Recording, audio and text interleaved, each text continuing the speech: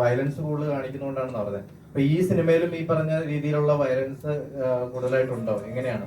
ഞങ്ങളൊരു red back പോസ്റ്ററിലൊക്കെ reddish ആയിട്ട് കൊടുത്തിരിക്കുന്ന അട്ടയുടെ ഒരു സ്വഭാവം ഉള്ളത് കൊണ്ട് മാത്രമാണ് അതൊരു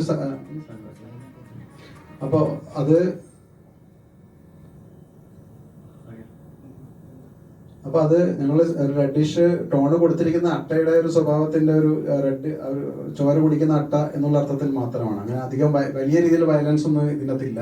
സ്റ്റണ്ട് ഉണ്ട്, നല്ല സ്റ്റണ്ട് കൊറിയോഗ്രാഫി ഒരുപാടുണ്ട്. ഇത് എന്ന് പറഞ്ഞാൽ നമ്മൾ ഒരു പ്രശ്നത്തിൽ ചെന്ന് അകപ്പെടുന്നതും അവിടുന്ന് രക്ഷപ്പെടാനുള്ള നിങ്ങളുടെ സ്ഥലത്ത് പോയി അവിടെ പെട്ടുപോകുന്നു, അവിടുന്ന് സർവൈവലിന് വേണ്ടിയിട്ടുള്ള ഒരു ഫൈറ്റും മാത്രം, അങ്ങനെയുള്ള കാര്യങ്ങൾ മാത്രമേ ഉള്ളൂ. കൂടുതൽ വയലൻസോ കൂടുതൽ ബ്ലഡ് ഷെഡ് കാണിക്കുക അങ്ങനെയുള്ള പരിപാടികളൊന്നും ഇതിനകത്തില്ല. നേരത്തെ പറഞ്ഞ വിഷയത്തിലേക്ക് ഒന്നും കൂടി പോവുകയാണ്. നമ്മളിപ്പോ ഈ പറഞ്ഞ പ്രശ്നങ്ങൾ ഈ ഡയറക്ടറുമായിട്ട് ഉണ്ടായപ്പോൾ സിനിമാ മേഖലയിൽ ഏതെങ്കിലും സംഘടനയായിട്ട് ബന്ധപ്പെടുകയോ അല്ലെങ്കിൽ അവരുടെ ഒരു സഹായം തേടുകയോ ചെയ്തിരുന്നോ? ഞാൻ പറഞ്ഞില്ലേ, ഇപ്പൊ നമ്മളങ്ങനെ സംഘടനയിലൊക്കെ ഒന്നും പോയിട്ടില്ല. ഇപ്പൊ അദ്ദേഹം നമ്മളൊരു സുഹൃത്തും എല്ലാം ഉള്ള സൗഹൃദത്തിൽ തന്നെയാണ് ഉണ്ടായിരുന്നത്. അപ്പൊ ഞങ്ങളിപ്പോ സംസാരിക്കുന്നുണ്ട്. അദ്ദേഹം ഇനിയും നമ്മുടെ അടുത്തേക്ക് വരുന്നില്ലെങ്കിൽ നമ്മൾ എക്സിക്യൂട്ടീവ് പ്രൊഡ്യൂസർ പറഞ്ഞത് ലീഗലായിട്ടും ബാക്കിയുള്ള രീതിയിലൊക്കെ നീങ്ങാന്നുള്ള രീതിയിലാണ് അദ്ദേഹം പറഞ്ഞിരിക്കുന്നത്. സിനിമയിലൊക്കെ ആയാലും ഡയറക്ടർ ചെയ്ത് കാണിക്കുന്നത് നമ്മൾ അതുപോലെ ഇമിറ്റേറ്റ് ചെയ്യാനുള്ള ടെൻഡൻസി നമുക്ക് വരാറുണ്ട്. അതുകൊണ്ട് തന്നെ മ്യൂക്രി മാക്സിമം കുറച്ചുകൊണ്ടിരിക്കുക. ഞാൻ ചെയ്ത ഒരു ഡയലോഗ് കോമഡി ഉത്സവത്തിലൊക്കെ ഞാൻ വന്നിട്ടുണ്ടായിരുന്നു. അവിടെ ഞാൻ അക്ഷയ് കുമാറിന്റെ ഒരു സ്പോട്ട് ടൈപ്പ് ഞാൻ ചെയ്തിരുന്നത്. അക്ഷയ് കുമാറിന്റെ അത് ഞാൻ ചെയ്യാൻ ശ്രമിക്കാം. हाय, दिस इज अक्षय कुमार बात कर रहा हूँ. नाम 72, जिला मलकानपुर, गाँव तासी. सर पे हाथ रब्दा और हाथ में 786. Thank you. മലയാളത്തിലൊന്ന് പറയോ അക്ഷയ് കുമാർ? നിങ്ങളെല്ലാവരും കാണണം. ഒരുപാട് സ്റ്റാർ ചെയ്തിരുന്നു. 50, 65, 70 സ്റ്റാർ ചെയ്തിരുന്നു കുറെ വർഷം. തള്ളണമൊന്നുമില്ല. ഇപ്പൊ ചോദിച്ചപ്പോഴും പറഞ്ഞുതരും, പക്ഷെ അന്നത്തെ പ്രാക്ടീസ് ഒന്നും ഇപ്പൊ ഇല്ല. എന്താന്ന് വെച്ചിട്ടുണ്ടെങ്കിൽ ഇപ്പൊ പുതിയ ആൾക്കാരൊക്കെ വന്നു. മഹേഷൊക്കെ നമ്മുടെ സുഹൃത്താണ്. എനിക്ക് സിനിമയോടാണ് താല്പര്യം. അപ്പൊ ഞാൻ നിങ്ങൾക്ക് അറിയാവുന്ന ആൾക്കാരാണെങ്കിൽ നാദർഷയ്ക്ക് അടുത്തോ കോട്ടൻ നസീർക്ക് അടുത്തോ പിന്നെ നവാസ്ക്ക് അടുത്തോ അടുത്ത് വേണമെങ്കിലും ചോദിച്ചാലും അവിടുത്തെ എൻ്റെ അടുത്ത് പറഞ്ഞിരിക്കുന്നത് നീ കൂടുതൽ സ്റ്റാർ ചെയ്യണ്ട, നിനക്ക് അഭിനയിക്കാനാണ് താല്പര്യം വെച്ചാൽ നിനക്ക് നിന്റേതായിട്ടുള്ളൊരു ഐഡന്റിറ്റി ഉണ്ടാവാൻ അത് മാറ്റിവെക്കുന്നതാണ് നല്ലതെന്ന് പറഞ്ഞുകൊണ്ടാണ് ഞാൻ മെല്ലെ മാറി കുറച്ച് പാട്ടുകാരുടെ ശബ്ദത്തിലേക്ക് പോയത്. അത് തന്നെ 100 പിന്നെ മറ്റേ 50 എനിക്ക് പാടുണ്ടാവില്ല. അപ്പോ ഞാൻ കുറച്ച് പാട്ടുകാരുടെ വോയിസ് ഒരു 4 വരി ഒന്ന് പാടി നോക്കാം. വിദ്യാധര മാഷിന്റെ ഒരു 4 വരി പാടാം. കണ്ണ് നട്ട് കാത്തിരുന്നിട്ടും എന്റെ കരളിന്റെ കരിമ്പ് തോട്ടം കട്ടെടുത്തതാരാണ്? ഓ കട്ടെടുത്തതാരാണ്? പിന്നെപ്പോ അറിയാലോ, പിന്നെ അത്യാവശ്യം സിംഗേഴ്സ് ഒക്കെ ചെയ്യാറുണ്ട്. ഇപ്പൊ ജാനകിയമ്മയുടെ കുറെ പേര് ചെയ്യുന്നുണ്ട്, ഞാനും ചെയ്യുന്നുണ്ടെന്നുള്ളൂ. ഭയങ്കര സംഭവമായിട്ടൊന്നും പറയുന്നില്ല. എന്നാലും ഞാനായിട്ട് കുറച്ച് പാട്ടുകൾ സെലക്ട് ചെയ്തിട്ട് അത് പിന്നീട് വൈറലായിട്ടുണ്ട്. അങ്ങനത്തെ ഒരു പാട്ടുകളാണ്.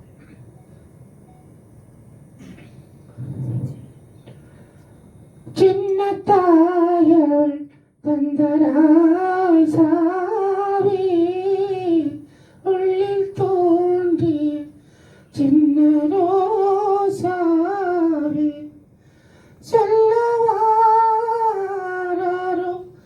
എന്തൻ ബന്ധങ്ങൾ നീയാറും എന്തൻ കണ്ണിൽ എന്തൻ നീരോ ചിന്നത്തായവൾ. കുറെ സിംഗേഴ്സ് ഉണ്ട് എനിക്ക് അറിയാവുന്ന. സ്പോട്ടബിൾ അല്ലേ നമ്മളാ സമയത്ത്? ഓ അതെല്ലാം ചാനലുണ്ട്. ഇതൊന്നും ഞാൻ തള്ളിയതല്ല. നിങ്ങൾക്ക് യൂട്യൂബ് കയറി നിസാം കാലിക്കറ്റ് അടിച്ച് ഇൻസ്റ്റഗ്രാം അടിച്ചു കഴിഞ്ഞാൽ നിങ്ങൾ ഈ പറഞ്ഞ 80-90 അതിൽ കേൾക്കാം. 1 by 1 ആയിട്ട് കേൾക്കാം. അങ്ങനെ അത് നമുക്ക് വേണേൽ സെപ്പറേറ്റ് ചെയ്യാം. അപ്പൊ ഞാൻ മാത്രം ഇരുന്ന് പെർഫോം ചെയ്യുന്ന മോശമല്ലേ? അപ്പോ വടക്കൻ വീരഗാഥ 2ാമത് ഇറങ്ങിയിരുന്നല്ലോ. അപ്പൊ അതിന്റെ ഒരു ക്ലൈമാക്സ് പോർഷൻ അല്ല 4K മാറ്റം. അപ്പൊ അതിലെ ക്ലൈമാക്സ് പോർഷൻ ഞാനൊന്ന് പറഞ്ഞോക്കാം. ഇത്രയേ ഉള്ളൂ.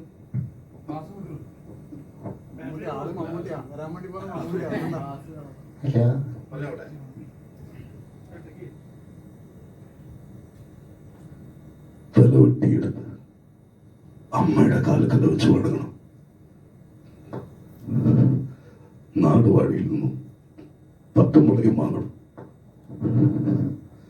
നിന്റെ പേരും പുകളും പാലോക്കർ വാഴ്ത്തിട്ട് എനിക്ക് പിറക്കഥ പോയ മുതലാണോ നീ?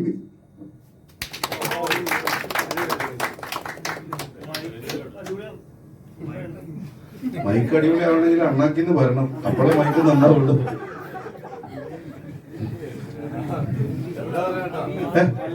അതൊന്നും കുഴപ്പമില്ല. ഇപ്പൊ മിമിക്രി ആർട്ടിസ്റ്റ് അല്ലേ ഭായി, നിങ്ങളെല്ലാരും പറഞ്ഞാല് നമുക്ക് അതിനുള്ള ഉത്തരമുണ്ട്. അതെ മനസ്സിലായി. അല്ല മൈക്ക് വേറെ കാര്യമുണ്ട് കേട്ടോ. മുപ്പർ പറഞ്ഞൊരു കാര്യമുണ്ട്, സിസ്റ്റം. അതായത് നല്ല ഗെയിൻ ഉണ്ടെങ്കിൽ മാത്രമേ നമുക്ക് വരുള്ളൂ, അല്ലെങ്കിൽ മാമുക്കോയായി പോകും. ശരി ശരി ശരി, തീർച്ചയായിട്ടും തീർച്ചയായിട്ടും. അത് കുഴപ്പമില്ല, നോമ്പൊക്കെ നമുക്ക് സാധാരണ കലാകാരന്മാരുടെ അടുത്ത് നമുക്ക് തിരിച്ചു തരാൻ പറ്റിയത് ഈ പറഞ്ഞ പോലെ നമ്മുടെ കലയും സ്നേഹവും മാത്രമേ ഉള്ളൂ. അതൊരു നമ്മൾ തരാം. എന്താ മൂന്നാമത്തോ? മൃഗയിലെ ടോണ് കുറച്ച് ചേഞ്ചസ് ഉണ്ട്, അതൊന്ന് ഞാൻ പറഞ്ഞേക്കാം. അച്ചോ ഒന്ന് കൊമ്പസരിക്കണം. ഒരു തുള്ളി അങ്ങ് കുടിച്ചിട്ടില്ല അച്ചോ. നേരം വെക്കാത്ത ചാച്ച അങ്ങ് കൂട്ടി ചത്തു. പുള്ളി കിടന്നിങ്ങനെ തിങ്ങുക.